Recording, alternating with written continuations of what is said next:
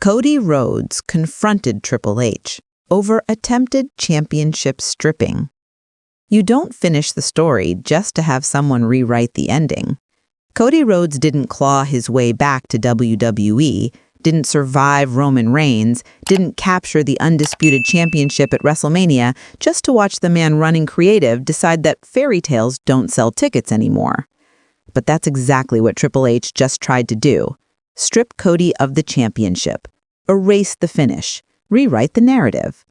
And Cody's response wasn't diplomatic, it wasn't political, it was fury in its purest form, the kind that only emerges when you realize the people you trusted to protect your legacy are the ones trying to destroy it. This confrontation wasn't scheduled. It wasn't a worked segment designed for television drama. This was Cody Rhodes storming into Triple H's office with the kind of righteous anger that makes everyone in the hallway step aside because they know something combustible is about to detonate. The American Nightmare didn't come to negotiate. He came to remind the game that some things aren't up for creative revision. The setup for this disaster started weeks ago when Triple H's booking decisions began raising questions nobody wanted to ask out loud. Why is Cody defending the championship less frequently than previous champions? Why are his feuds ending inconclusively? Why does every major storyline seem designed to create doubt about whether Cody is actually the right person to carry WWE's most prestigious title? These weren't accidents. These were calculated moves to build a case that maybe Cody's championship reign wasn't working, that maybe a change needed to happen, that maybe the story needed a different direction.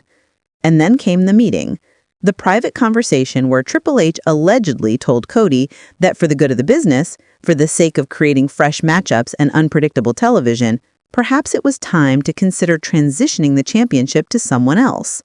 Not through a proper finish at a major event, not through a match that would add to both men's legacies, but through a storyline twist that would strip Cody of the title based on some technicality, some creative decision that prioritizes shock value over earned conclusions. Cody's response was immediate and volcanic, because this wasn't just about keeping a championship, this was about everything that title represents.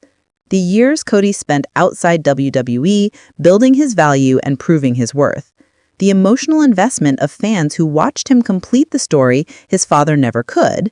The trust placed in WWE when Cody returned, believing they understood what his championship meant beyond just another reign to book and manipulate. Triple H built his entire philosophy as head of creative on respecting talent, on long-term storytelling, on giving wrestlers agency in their characters. He criticized the Vince McMahon era for treating performers like interchangeable pieces rather than artists collaborating on their legacies.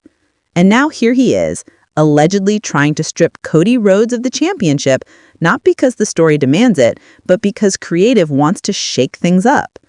The hypocrisy is staggering. The betrayal cuts deeper because it comes from someone who claimed to be different. Cody didn't just defend his championship in that office, he defended every promise Triple H made about changing how WWE operates, every speech about respecting the wrestlers, every assurance that the new regime would be different from the old one. Cody held up a mirror and forced the game to look at what he was becoming. Another authority figure putting his vision above the performer's investment. Another executive who talks about collaboration but really means compliance. The argument escalated beyond just this specific decision. Cody brought up every questionable call Triple H has made since taking control. The talent releases that contradicted promises about job security. The storylines that got dropped without explanation. The performers who were told they'd get opportunities that never materialized. The growing sense among the roster that, despite different leadership, WWE still operates on the same fundamental principle that Vince established. Creative's word is law, and if you don't like it, you're replaceable. Triple H tried to frame this as business. Ratings, competition with other promotions, the need to keep audiences surprised and engaged. But Cody wasn't buying the corporate justification. He pointed out that stripping him of the championship doesn't create compelling television, it creates resentment. It tells every wrestler in that locker room that no matter how hard you work, no matter how much you invest in your character, The people running the show can pull the rug out whenever they feel like manufacturing drama.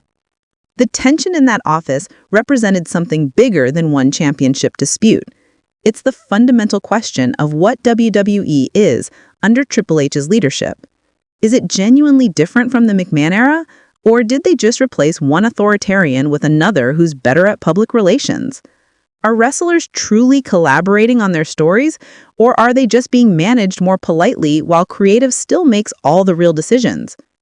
Cody's fury came from recognizing that he's become a test case.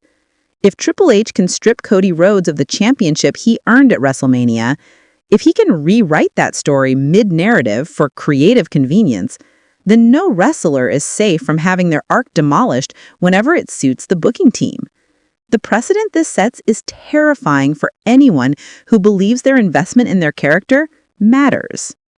What makes this confrontation particularly explosive is that both men are right in some ways and catastrophically wrong in others. Triple H is correct that creative needs flexibility, that unexpected changes can generate interest, that sometimes the original plan needs adjustment.